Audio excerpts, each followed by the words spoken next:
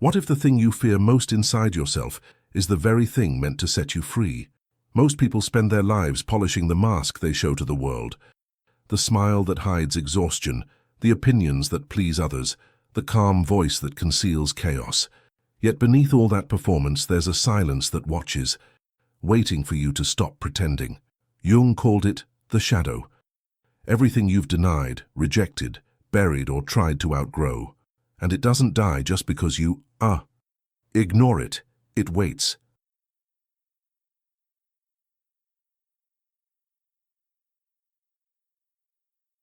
Patiently, until one day it speaks. You don't choose when that happens. It can appear in a dream that feels too real, in anger that escapes your mouth before you notice, or in the moment you realize you've become the very thing you swore you'd never be. That's the danger of awakening. You can't control what wakes up first, and sometimes what rises isn't light. It's everything the light refused to touch. But here's the paradox. The shadow isn't here to destroy you. It comes to return what you lost, the raw energy of your instincts, your creativity, your truth.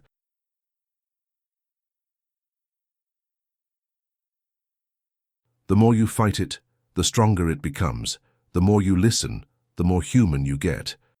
The problem is that no one told you awakening would feel like breaking. You were told it would be peace. But before peace comes the earthquake. Maybe that's why most people stay asleep. It's safer to keep pretending, to talk about light while living in denial. But if you've ever felt something in you calling for more,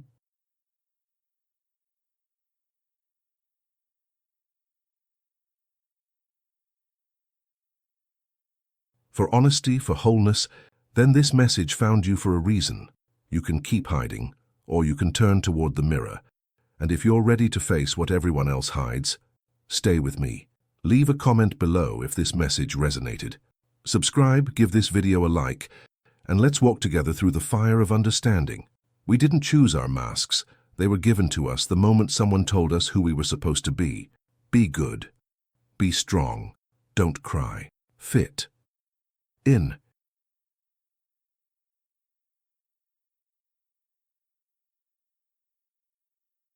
Each word became a brick in the wall between our essence and the world. That wall is what Jung called the persona, the image we build to survive, to belong, to be loved. And over time, the mask becomes so convincing that even we start believing it's real. The persona isn't evil, it's necessary. Without it, society would collapse into chaos. But it becomes dangerous when the mask starts speaking louder than the soul. We polish it, defend it, decorate it, until the reflection replaces the face.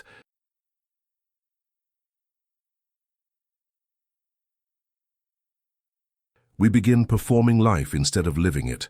We say what others want to hear, feel what's expected, desire what's approved.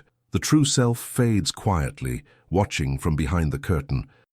And then comes the fatigue, that strange emptiness you can't explain. The world sees you smiling, but inside something is starving. It's not depression. It's the soul whispering, "I'm still here." That whisper is the first crack in the mask. It's the moment when comfort starts to feel like suffocation, and you begin to sense that there's something deeper beneath the role you've been playing. But here's the trap. When the mask starts breaking, fear arrives. Because without it, who are you? Without titles, habits, beliefs, and all the expectations glued to your name, what remains? That's why so few dare to remove it completely. It's not the world we fear losing. It's the identity we spent a lifetime protecting. Yet every real awakening begins with that loss. When the image of who you thought you were collapses. Space opens for something more authentic to breathe. And maybe that's where freedom hides. Not in becoming more, but in finally becoming real. There's a strange paradox at the core of every human being. The more we try to control ourselves, the more enslaved we become. We call it discipline, morality, self-improvement, but often it's just fear wearing elegant clothes. Fear of rejection, fear of judgment, fear of our own depth. Jung said that the shadow grows precisely in the places we refuse to look.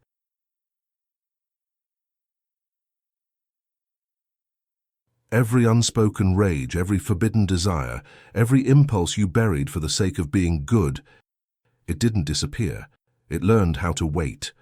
The unconscious doesn't vanish with silence. It gathers strength in the dark, shaping your choices without permission.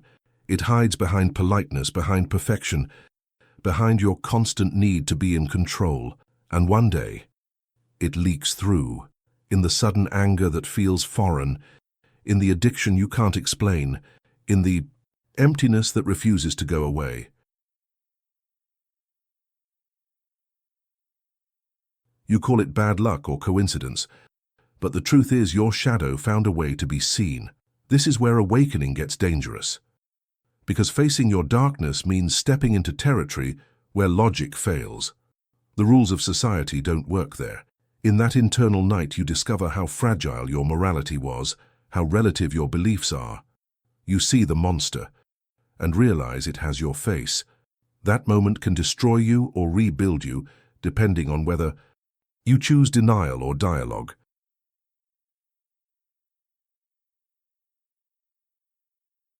The shadow is not a punishment. It's a teacher that uses chaos as language. It shows you where you're still chained, where your truth has been edited. It imprisons you only when you refuse to listen. But when you dare to meet it, the prison turns into revelation, the light that can only be born inside darkness. So when your peace starts to tremble, don't rush to fix it. Sit with it. Something ancient in you is asking to be heard. That trembling is not the end. It's the door.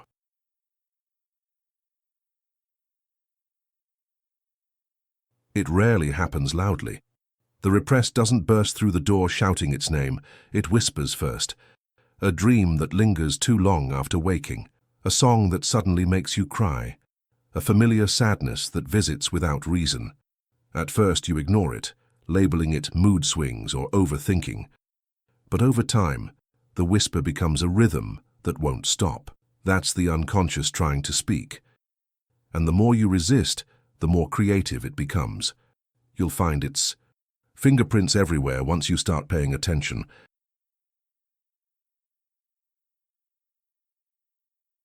In the people who trigger you, in the patterns you repeat, in the things you avoid. It hides inside your jokes, your tastes, even your attractions. The repressed never dies. It simply changes costume. Jung said that whatever we deny within ourselves eventually appears outside of us as fate. That's why life keeps placing us in front of mirrors disguised as other people. You can call it coincidence, but deep down, you know it's choreography.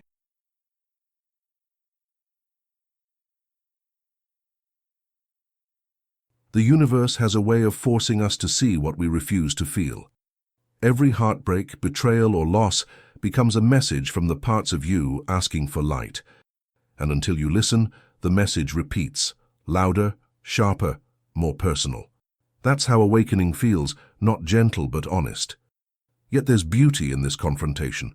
When the repressed begins to speak, it's not a curse, it's a reunion. You are meeting the parts of yourself that never stopped waiting to be loved. The pain isn't punishment. It's translation. The shadow finally found a voice and it's using your life to communicate. So, the next time something inside you breaks your peace, don't silence it. Ask it what it wants to show you. Ask it what it needs to heal. And I'd love to know, have you ever felt this happening in your own life? Leave a comment below sharing your experience. It might help someone else recognize the whisper inside their own silence. We grow up believing that the goal of life is to become good.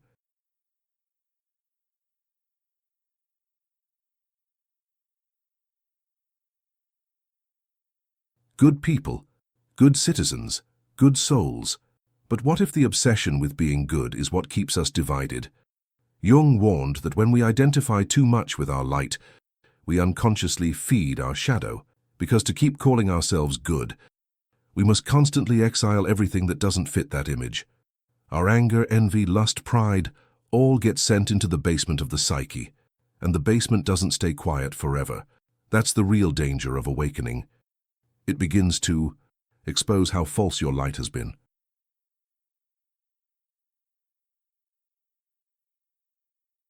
You start seeing how your kindness sometimes hides fear of conflict, how your humility masks a craving for validation, how your patience is often just emotional numbness. Suddenly, the qualities you admired in yourself begin to unravel, revealing something raw beneath, something not polite, not moral, but undeniably real. It's a brutal kind of clarity. You realize that being good was never the same as being whole. The self you've built was a performance, for approval.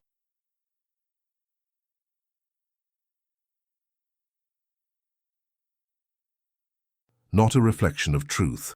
And as this illusion collapses, a strange mourning begins. You grieve the person you pretended to be. The image dies. And in that death, a deeper life awakens. Awakening doesn't make you better.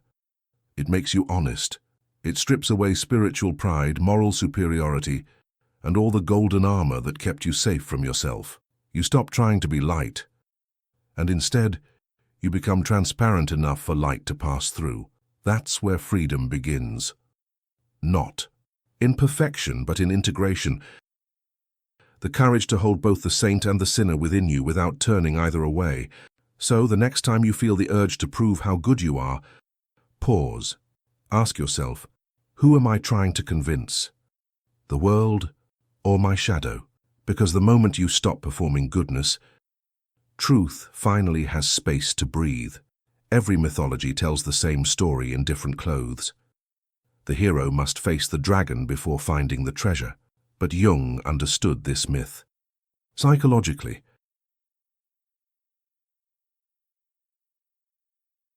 the dragon isn't outside, it's within. It's the part of you that carries everything you feared, hated, or denied.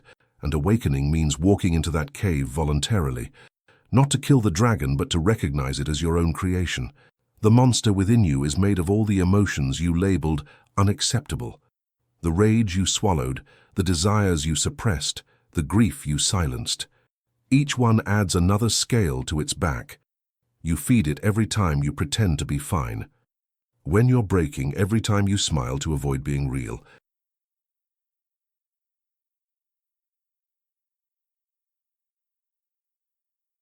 Over years, the shadow becomes enormous, and when it finally moves, you mistake it for the enemy. But it's not an intruder. It's the other half of your soul, starved for acknowledgement. Meeting this inner creature is terrifying, because it destroys your spiritual vanity. It tears through your affirmations and philosophies, demanding truth instead of comfort. You start seeing that the parts of yourself you condemned as evil were simply unloved.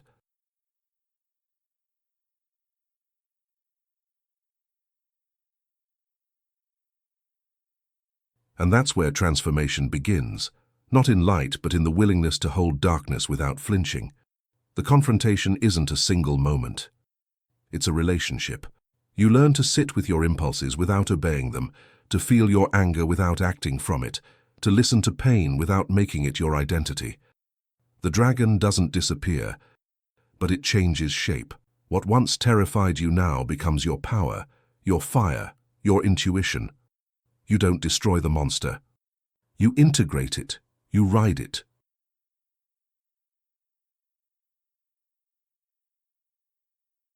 That's what real courage looks like, not fighting your shadow but befriending it. Because once you accept that the monster is you, nothing outside can truly frighten you again. And from that point on, fear becomes fuel for consciousness itself. There comes a moment in every awakening when the mask can no longer hold.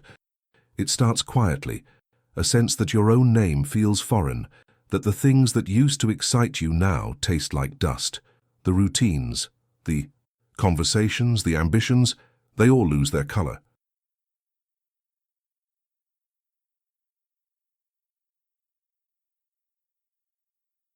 It isn't depression, though it looks like it. It's the death of the character you once called you. The persona collapses, and for the first time, silence floods the stage. At first, you panic. You try to rebuild the old self, the confident voice, the certainty, the goals. But everything that used to fit now feels artificial. The universe seems to have conspired to dismantle your identity. Jung wrote that this collapse is not failure, it's initiation.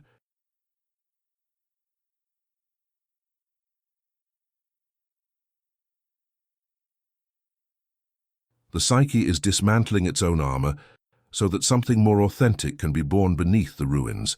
When your character breaks, your coping mechanisms dissolve with it. The people who once mirrored your false self drift away. The job, the belief system, even the spiritual practices that once comforted you suddenly feel hollow. This emptiness is sacred. It's the psychological equivalent of winter. Everything dies to prepare for rebirth, but the mind resists. It begs for old meaning. It wants to go back to who it was before it started seeing too much. This collapse feels like losing your sanity, but it's actually the beginning of inner truth. You start sensing that you are not the roles you play, not the thoughts that move through you, not even the emotions that rise and fall. You are the awareness behind them, the space that remains when everything else disintegrates. The you spent years protecting was never permanent. It was a costume stitched by fear and memory.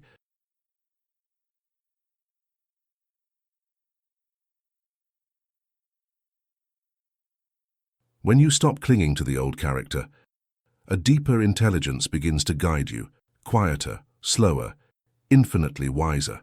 From the ashes of the false self, consciousness rebuilds something transparent, unarmored, and real. And maybe that's the true rebirth.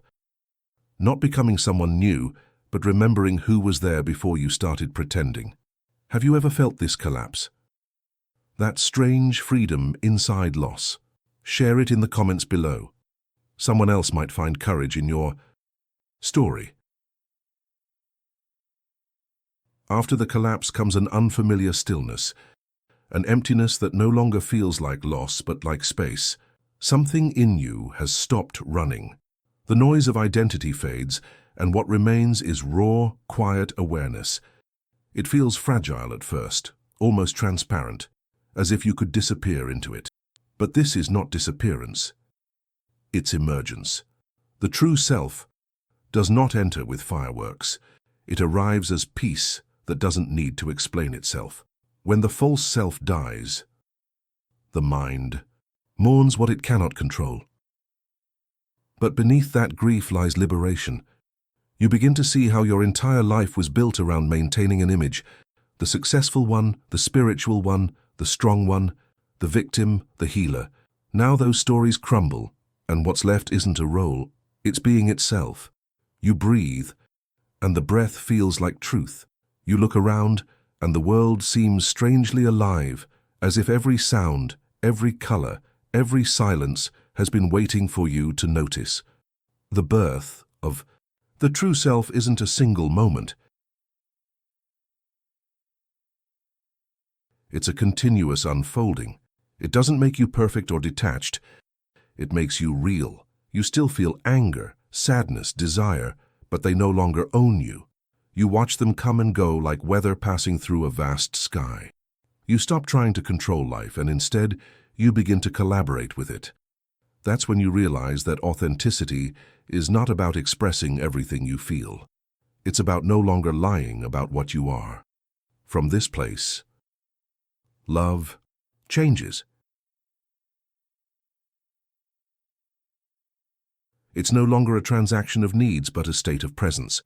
You start loving without reason, forgiving without justification, existing without an audience. You no longer chase purpose. You become purpose. Every moment is its own meaning. The self you were seeking turns out not to be something to find, but something to uncover. The true self isn't a goal at the end of the path. It's the awareness walking it. It has always been here, waiting for you to stop pretending to be anything else.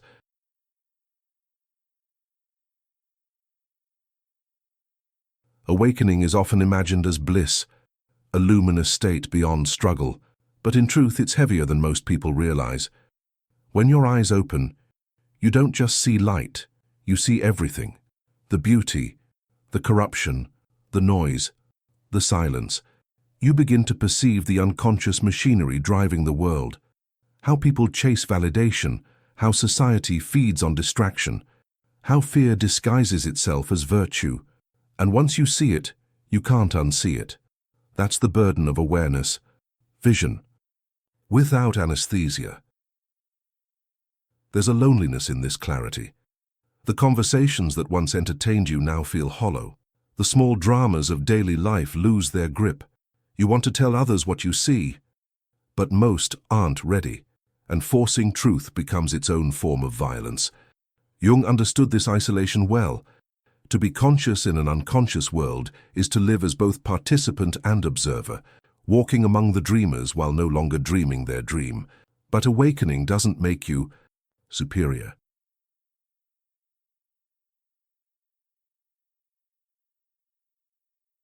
It makes you accountable, because now you know that every thought and action ripples through the collective psyche.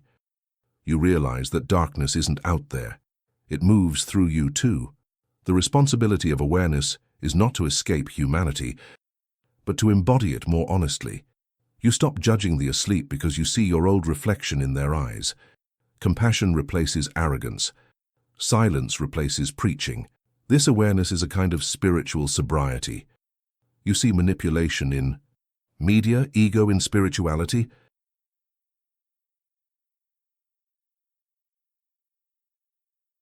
Fear in leadership. And yet instead of reacting with despair, you choose understanding. You stop feeding the noise. You begin to live deliberately, aware that every word carries energy, every silence has consequence. You learn to serve truth quietly through your being, not your performance. Awakening doesn't free you from the world. It frees you within it. And the real work begins not when you open your eyes, but when you decide what to do with what you now see. At the end of this journey, you begin to see what Jung always hinted at.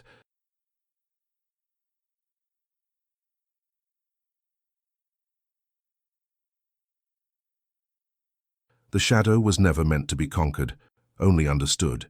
You've spent years running from it, fearing that to look into your darkness would destroy you, but the truth is quieter, almost tender. The shadow was never your enemy. It was your map home. Every pain, every failure, every contradiction in you was a doorway to something more complete. Awakening isn't about transcending the human mess. It's about loving it, enough to walk through it consciously.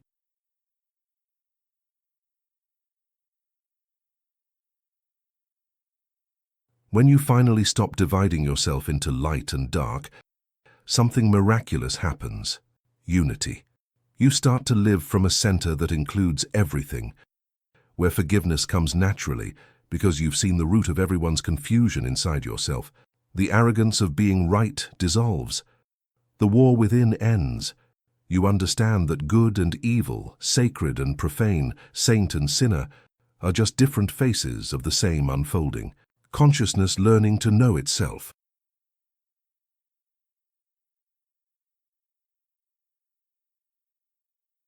Living with this awareness is humbling. You no longer seek to escape your humanity. You begin to sanctify it. Every moment becomes an altar. Anger turns into clarity. Fear becomes intuition. Even grief transforms into compassion. You realize that enlightenment isn't floating above the world, but walking through it with your eyes open and your heart unarmored. The shadow taught you that truth is not pure light. It's the harmony between light and the dark. That gives it depth.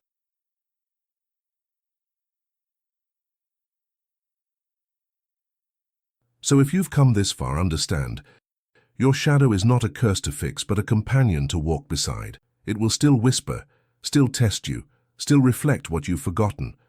But now, you can meet it with presence instead of fear. That is the quiet revolution. To love what was once hidden. If this message stayed with you until the end, it means something in you is ready. Subscribe to the channel. Leave a comment sharing what part of this journey spoke to you most. And give this video a like so it reaches others walking the same unseen path.